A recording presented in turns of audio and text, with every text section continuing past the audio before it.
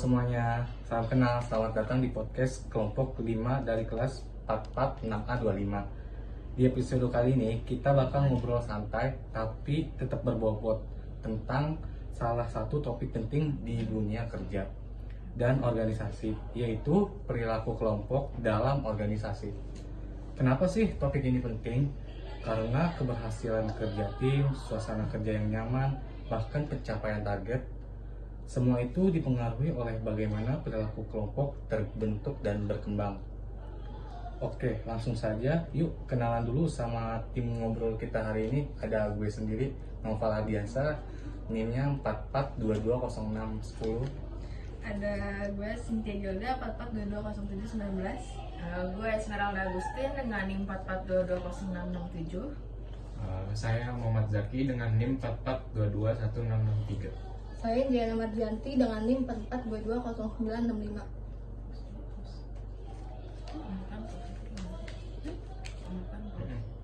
Di post dulu.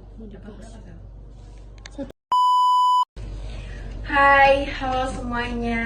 Salam kenal dan selamat datang di podcast kelompok 5. Kami dari kelas 446A25.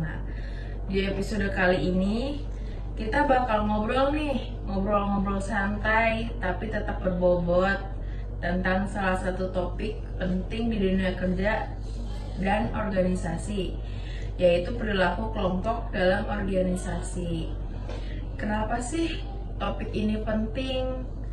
Karena keberhasilan kerja tim, suasana kerja yang nyaman, bahkan pencapaian target, semua itu dipengaruhi oleh bagaimana perilaku kelompok terbentuk dan berkembang. Oke, langsung saja ya. Di sini saya akan memperkenalkan anggota-anggota dari kelompok saya, yaitu ada saya sendiri sebagai moderator. Saya Esmeralda Agustin dengan NIM 44220667. Di sebelah saya ada Cynthia 44220719. Ada saya Noval Ardiansa, NIM-nya 44220610.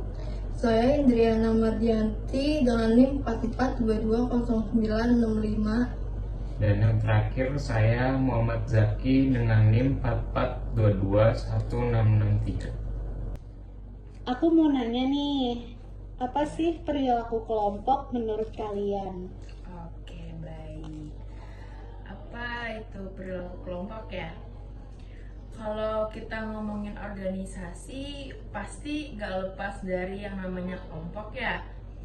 Nah, tapi kelompok itu gak melulu dibentuk karena aturan, bisa juga karena pertemanan, kenyamanan, atau bahkan karena visi yang sama.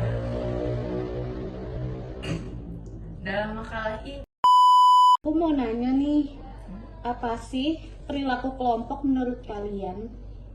oke, perilaku kelompok ya menurut kami. Kalau kita ngomongin organisasi, pasti nggak lepas ya yang namanya dari kelompok itu. Tapi kelompok itu nggak melulu dibentuk karena aturan, bisa juga karena pertemanan, kenyamanan, atau bahkan karena visi yang sama.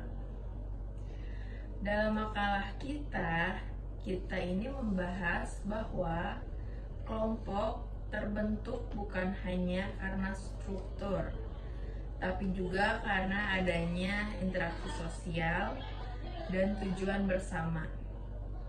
Intinya, kelompok terbentuk saat ada rasa saling memiliki, saling percaya, dan saling punya arah yang sama. Begitu kira-kira. Oke, selanjutnya Ada pula jenis-jenis kelompok. Jenis kelompok dalam organisasi itu ada banyak, tapi secara umum dibagi dua, ada formal, ada informal.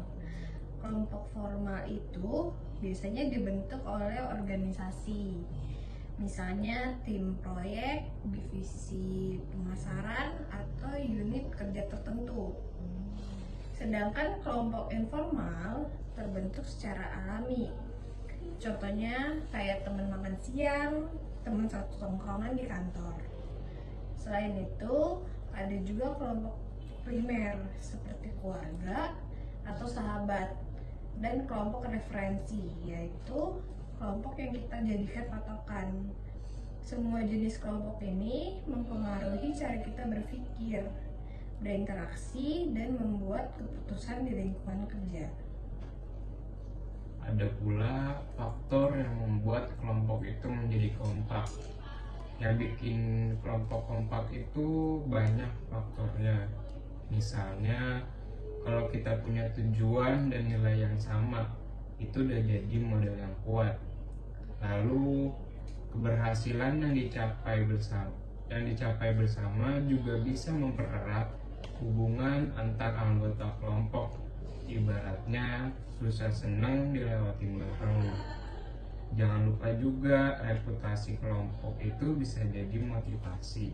Kalau kelompok kita dikenal solid, pasti kita semangat buat mempertahankannya. Dan yang paling penting, cara menyelesaikan konflik. Kelompok yang bisa menyelesaikan masalah secara dewasa dan terbuka akan jauh lebih tahan banting.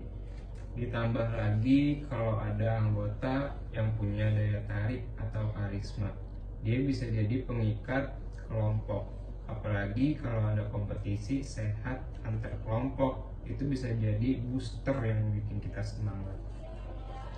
Nah, selanjutnya kita masuk ke bagian teorinya. Ada beberapa teori utama yang kita bahas dalam makalah ini. Yang pertama, ada teori interaksionisme simbolik dari Charles dan George Human. Mereka bilang kelompok itu terbentuk karena adanya interaksi sosial yang terus-menerus dan mendalam. Selanjutnya, yang kedua, ada teori sistem sosial dari Talcott Parsons. Menurut dia, kelompok itu dalam organisasi kayak sistem kecil. Tiap anggota mempunyai fungsi yang saling melengkapi. Selanjutnya, yang terakhir, ada teori motivasional dari Nawawi. Dalam pendekatan ini, orang ikut kelompok karena punya kebutuhan, yaitu rasa aman, pengakuan, atau ingin mencapai sesuatu. Nah, kalau kita pahami dari ketiga teori ini, kita jadi tahu kenapa kelompok bisa solid atau malah bubar jalan. Nah, untuk memperkuat pembahasan kita juga pakai data dari beberapa jurnal. Contohnya, Prasetyo dan Dewi 2021 menyatakan bahwa kohesi kelompok berkorelasi positif dengan produktivitas kerja. Artinya, makin kompak kelompok, makin efektif hasil kerjanya. Lalu ada juga Nuraini 2023 yang menekankan pentingnya keamanan nilai dan norma dalam meningkatkan efektivitas kelompok. Jadi, teori itu bukan cuma di atas kertas ya. Di lapangan, kohesi kelompok emang nyata banget dampaknya ke performa tim dan suasana kerja. Jadi perilaku kelompok itu penting banget ya untuk dipahami, karena menyangkut keberhasilan organisasi secara keseluruhan juga ya. Mulai dari pembentukan, karakteristik, sampai cara menyelesaikan konflik, semuanya berpengaruh besar. Jangan anggap remeh interaksi kecil di tempat kerja, karena bisa jadi itu fondasi yang kuat buat kelompok kamu. Nah, betul banget. Dan pastinya pemahaman ini juga berguna buat kita nanti kalau udah masuk dunia kerja profesional. Terima kasih udah nonton obrolan kita hari ini. Semoga bisa menambah wawasan kalian semua.